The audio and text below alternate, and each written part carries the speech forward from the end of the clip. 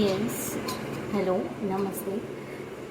जैसे कि आप सभी को पता है कि मैं अपने चैनल पर डेली व्लॉग्स और बहुत सारी चीज़ें आप लोग के साथ शेयर करती हूँ। बट कभी कभी मुझे ना कुछ टॉपिक्स पे बात करना बहुत पसंद है, चाहे कि वो पब्लिकली ज़्यादा अच्छा हो या प्राइवेटली ज़्यादा अच्छा हो। तो मैं दोनों ऐसे मुद्दों पर बात करना पसंद करती हूँ जिसके बारे में मुझे काफ़ी कुछ पता होता है और वो काफ़ी रिलेटेबल होता है और जिसके बारे में मुझे पहले से नॉलेज है।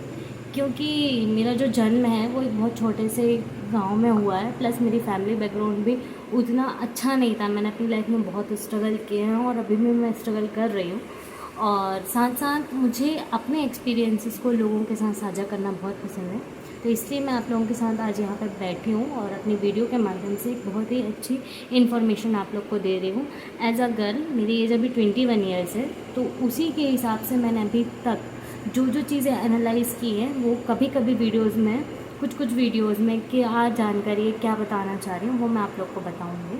तो आज का टॉपिक ये है कि हम लड़कियों को जो चीज़ अच्छी लगती है वो वास्तविकता में अच्छी होती है या नहीं। यदि हमको अच्छा लग रहा है तो वो ज़रूरी है इन फ्यूचर हमारे लिए अच्छा होगा, और हमने आज उसको अच्छा समझ के एक्सेप्ट कर लिया, हो सकता है वो 15 दिन बाद ख़राब हो जाए। इस चीज़ की कोई वारंटी होती है? There are difference between warranty and guarantee. हमेशा गारंटी और वारंटी में डिफरेंस होता है। वारंटी मीन्स ये हमको एश्योरेंस देते हैं कि हमारा प्रोडक्ट अच्छा ही होगा। जैसे कि हम किसी से बात करते तो वो बोलते हैं ना, हाँ हाँ मैं अच्छा हूँ यार, मेरे को फ़लाना फ़लाना लोग अच्छा कहते हैं। और गारंटी मीन्स ये होता है कि 3 साल की गारंटी है, यदि ये प्रोडक्ट ख़राब होता है तो हम इसको रिप्लेस कर लेंगे और आई एम श्योर इसकी क्वालिटी भी अच्छा होगी। तो अब आप समझ लीजिए, गारंटी ज़्यादा बेस्ट है या वारंटी ज़्यादा बेस्ट है। वारंटी में सामने वाला हमको एश्योरेंस देता है कि हाँ हाँ ये सही होगा, ये सही है।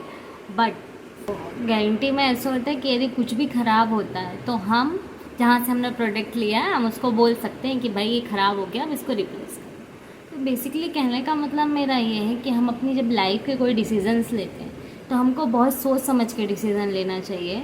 हमेशा जो लड़कियां होती हैं, ऐसा होता है, अभी तक मैंने जो समझा है, ये मेरा एक्सपीरियंस है और आप इसको किसी और की लाइफ से रिलेट ना करना, कि हमको ये लगता है कि यार कितना अच्छा है यार, इसके साथ तो मेरी पूरी लाइफ अच्छी है, और मोस्टली लड़कियों को यही लगता है। और फिर कुछ टाइम बाद वो चीज़ फ्लॉप हो जाती है, ना उसमें कोई वारंटी समझ में आती है ना गारंटी समझ में आती है। सो बेसिकली जब हम कोई डिसीजंस लेते हैं तो हमको उसको आज स्टार्ट करने से लेके कल तक जाने तक उसको इस वे से एनालाइज करना चाहिए कि इन फ्यूचर ये रिलेशन हमारे लिए अच्छा होगा या नहीं। क्योंकि जब हम किसी चीज़ में एकदम एंटर करते हैं तो नई नई चीज़ सबको अच्छी लगती है, बट जैसे जैसे उसके टाइम बीतता जाता है उसकी वैल्यू कम होती जाती है, और जब वैल्यू कम होती जाती है तो फिर हम दुखी होने लगते हैं कि यार पहले तो वो चीज़ ऐसी थी, अब ये चीज़ ख़राब हो गई।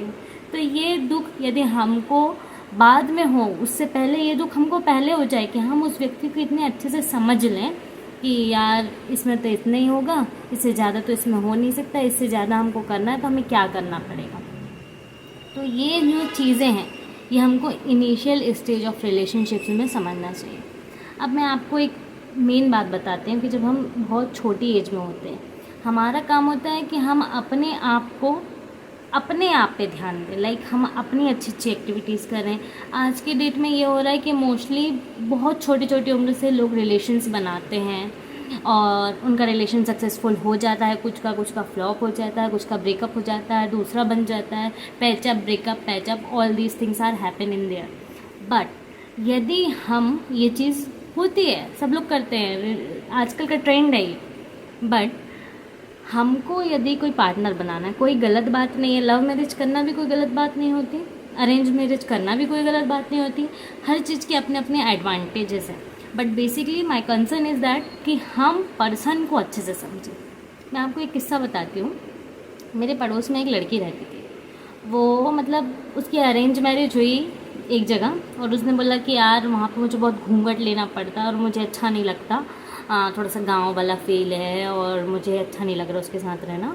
तो वो अपनी जस्ट मैरिज के बाद जब फर्स्ट बार लड़की घर वापस आती है उस वक्त वो बाहर आई, और उसके बाद वो अपने ससुराल कभी नहीं गई। उसके बाद फिर वो यहाँ वहाँ कुछ जॉब वगैरह करने लगी। उसके बाद उसको एक लड़का मिलता है और वो लड़का उसको बहुत अच्छा लग जाता है कि यार बड़ा अच्छा है, काम भी अच्छा कर लेता है, वो मुझे बहुत अच्छा, उसके साथ मेरी लाइफ अच्छी हो जाती है।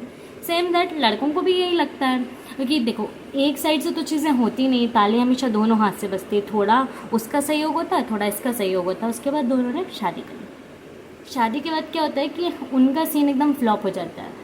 होता ये है कि कुछ उनके लाइफ में ऐसे एक्सीडेंट्स वगैरह हो गए कि वो लड़का थोड़ा सा, उसका पैर में खराबी आ गई, वो चलने में असमर्थ हो गया, फिर इसके ऊपर वर्कलोड आ गया। उसके बाद जैसे जैसे ये लाइफ जी रही, अपना कुछ काम कर रही, बहुत सारे काम कर रही, फिर उसके बाद उसके बच्चे हो गए, उनको पाल रही।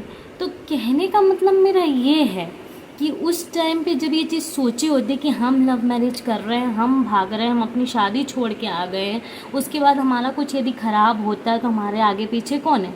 उस टाइम पे तो हमको अच्छा लगा था, इस चीज़ का कोई रिस्पॉन्सिबल ही नहीं है।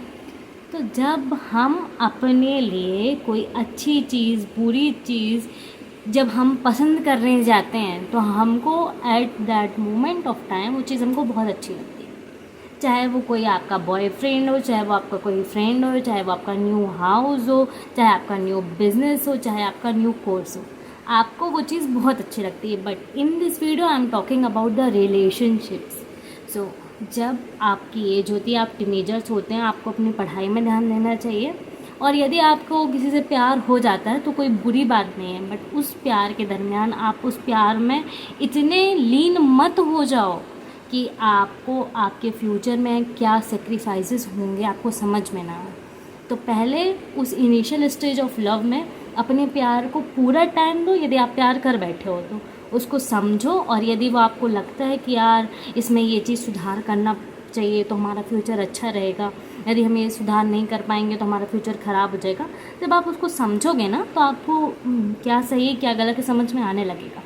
तो आप at that moment of time पे उसको सुधारिए, नहीं तो आगे जाके बहुत ब्लेंडर मिस्टेक्स होंगी और कुछ बड़ा हो सकता है कि आपको भी उस लड़की की तरह कुछ भी झेलना पड़ सकता है। तो इसलिए हमेशा दूर का सोच के रिलेशनशिप में रहिए। यदि आपको टाइम पास करना है, आपके पास इतना टाइम है तो आप करिए, बट मेरा सजेशन ये है कि हमेशा लड़कियों को एक तो बहकना नहीं चाहिए। लोग आते हैं 4 प्रकार की बातें करते हैं, आपको अच्छा लगता है आप करते हो उनसे बातें, आपको ख़राब लगता है आप उनको ब्लॉक कर देते हो। तो आपको उनके से 4 बातें यदि करना है तो आप करिए, बट सोच समझ के करिए। आज की डेट में कितना कुछ हो रहा है, आप देख रहे हो, बॉयफ्रेंड ने मर्डर कर दिया, काट के फ्रिज में भर दिया, कहीं काट के फेंक दिया, कहीं कुछ कर दिया, कहीं कुछ कर दिया वाली न्यूज़ेज़ आती हैं।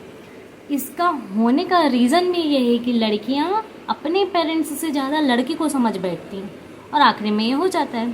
तो हमेशा इस दुनिया में यदि सबसे बड़ा कोई है तो वो सिर्फ आपके माँ बाप हैं, सिर्फ और सिर्फ आपके माँ बाप हैं।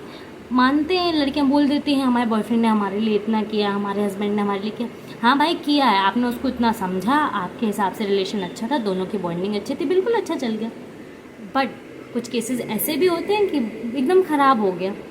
बट दोनों केसेस में माँ बाप तो दोनों के होते हैं ना, तो माँ बाप को समझो, माँ बाप जैसा कह रहे हैं, माँ बाप के जो एक्सपीरियंसेस हैं वैसा करो। वो आपकी चॉइस, आप कर रहे हो नहीं कर रहे हो, बट हमेशा अपने माँ बाप को प्राथमिकता दो, क्योंकि इस दुनिया में आप आए हो। यदि आपका बॉयफ्रेंड बना, आप रिलेशनशिप में हो, आपका बॉयफ्रेंड अच्छा है ख़राब है नहीं है, ये सब कुछ भी आपके पेरेंट्स की बदौलत ही है, उन्हीं ने आपको इस दुनिया में लाया।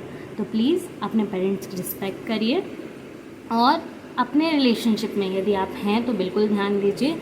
और मेरी एडवाइस तो यही है कि आप इनिशियल टाइम जब आप पढ़ाई कर रहे हैं तो आप इन चीज़ों को अवॉइड करिए, क्योंकि एक चीज़ में ही आप फोकस कर सकते हैं। एक नाव में बैठ के 2 तरफ पैर नहीं फैलाया जा सकता।